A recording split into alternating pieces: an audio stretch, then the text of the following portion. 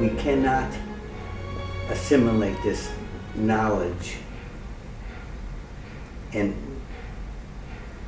be in this world at the same time? First, if that's what you want, you can. So that way it's more easy for people. Yet the truth is that which is you, which is absolute, has nothing to do with the world. It alone exists.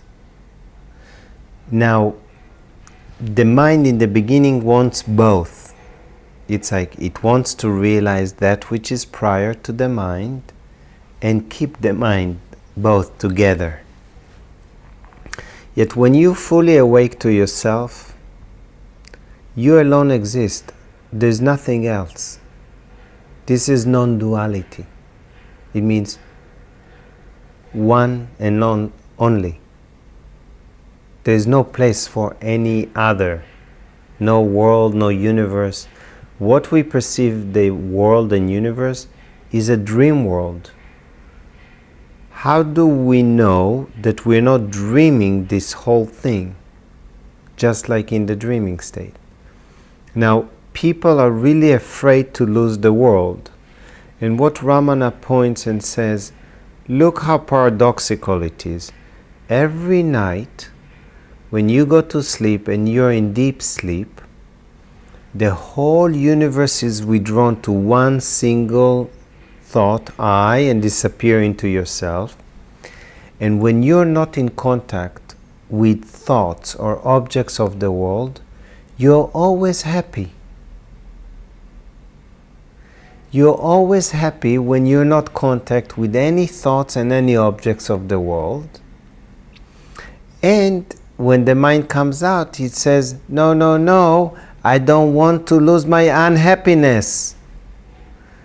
Because when I'm in contact with thoughts and objects, I might be reactive to that. I might be disturbed by it. I might think I'm affected by it, right? That's majority of everyone's experience. They're affected by what's happening in the world. They're affected by their body. They're affected by their thoughts. So they say, and that's caused them discomfort, pain, suffering, discontent, desire, fears, and they are saying, I don't want to lose it. This is insanity. Anything that can cause me unhappiness, I don't want to lose it. When in fact, when I have no contact with anything that causes me unhappiness, let's assume, I'm always happy. So why wouldn't I would yearn to abide permanently in that state of being? So it's the mind actually being devious and attempting to have both worlds. Yeah. Having its cake and eat it too, Yeah. as my mother would say. That's right.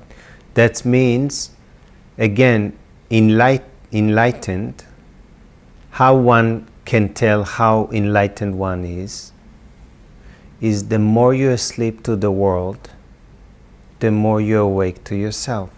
When you truly awake to yourself, yeah? And only one can recognize when they are awake to that which is awake.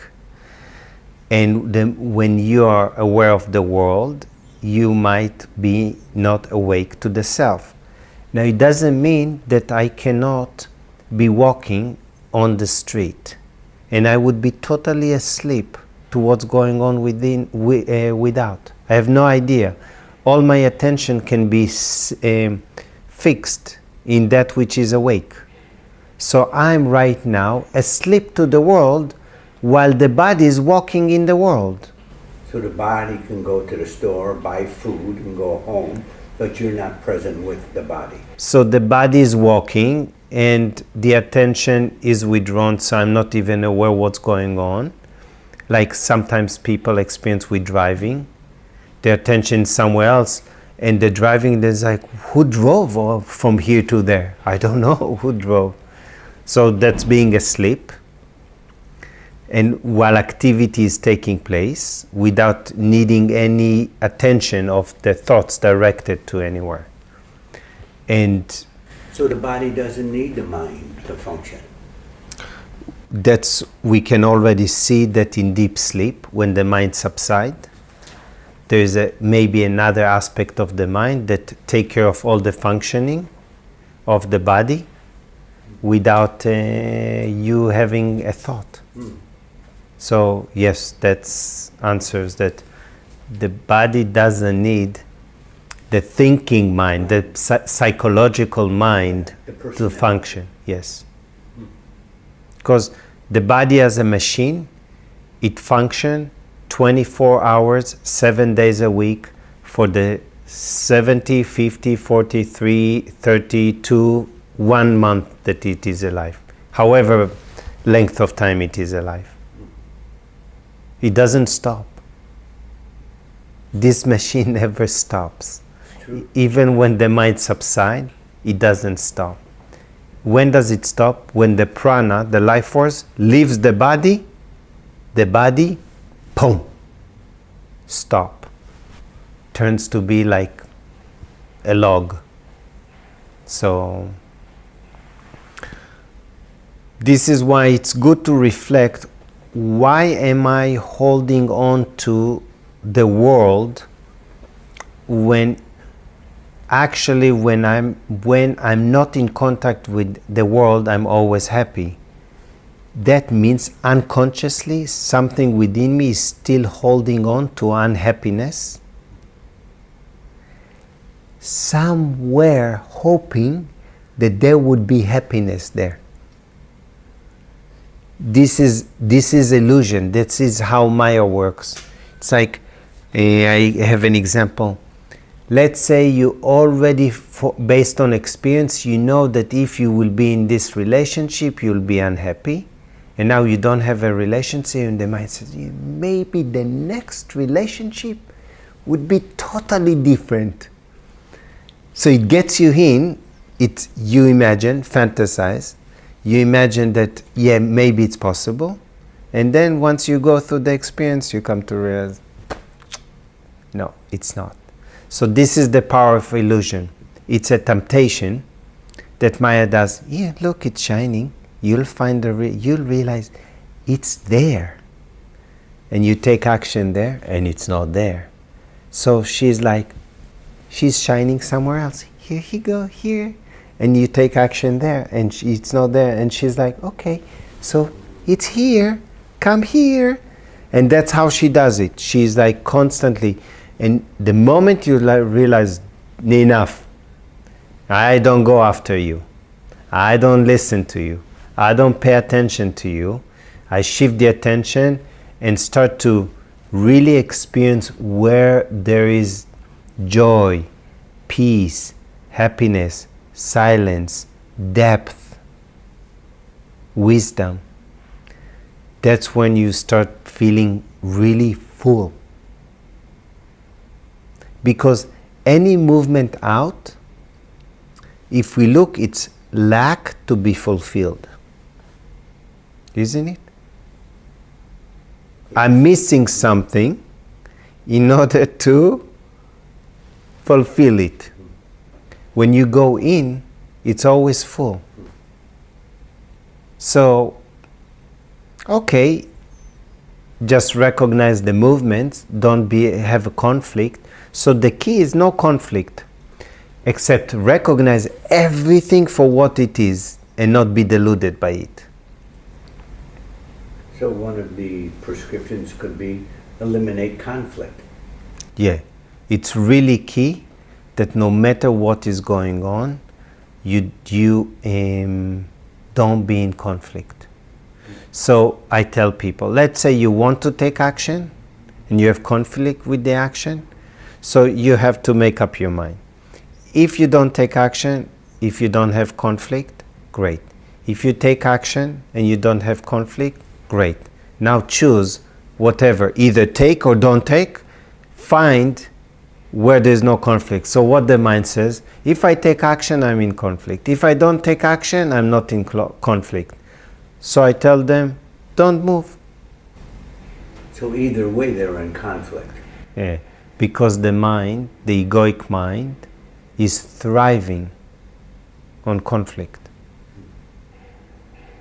It's like food for it. Once you recognize that that's not your nature,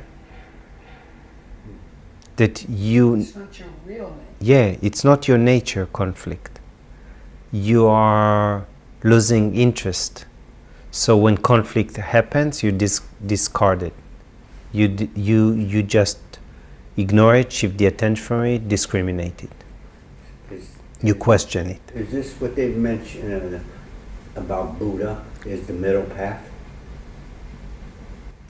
So what I think is that the middle, and I don't know enough about the Buddhism, what I think is that the middle path means the path of least resistance. That means no conflict. When there's no conflict, you can go deep within yourself. That's also contentment. Yeah, so we can look at contentment because contentment is actually deeper than that. Contentment, that means that the mind is fixed inwardly, going deep within, so it has no resistance. It's actually not reactive, and it is focused. So in the Viveka they use even calmness, so it's a contentment, so it's the mind fixated on the self. This is a form of contentment. And it is an important contentment because if the mind, that aspect of the mind is not content with the presence of awareness, it reacts to it and it will pull the attention outward. When it starts to be content with the presence of awareness, this is a very important phase because that means the mind will start relaxing more and more into awareness. This is really essential because what people have glimpses of the reflection of awareness, not even the absolute, yeah, just a presence or alert stillness, and the mind is not content with that. That tells me that it's just a matter of time when the mind will react, it will pull their attention away from it. So the practice is important to prevent this or to observe it, so it really can't go too far away from where it needs to be, and that's what pure self. So the practice can be from two vantage points. As a seeker, as a separate self, I feel that I'm doing the practice. So as long as I feel I'm doing the practice, I have to undo. I have to make all the effort because I believe I'm the doer. It's all about me doing or undoing, right? So I have to take a lot of effort and take all the action because I believe that I'm doing it. When you wake up to who you truly are and you realize that everything happens by itself and you are just witnessing it all and not even that, because you're even not witness anything other than yourself, then the mind already has the momentum to undo itself. So the nature of the mind is to seek the self in order to dissolve itself into the self. So when you realize the self, the mind would start to withdraw back to yourself because it's shining through. So it knows the way back.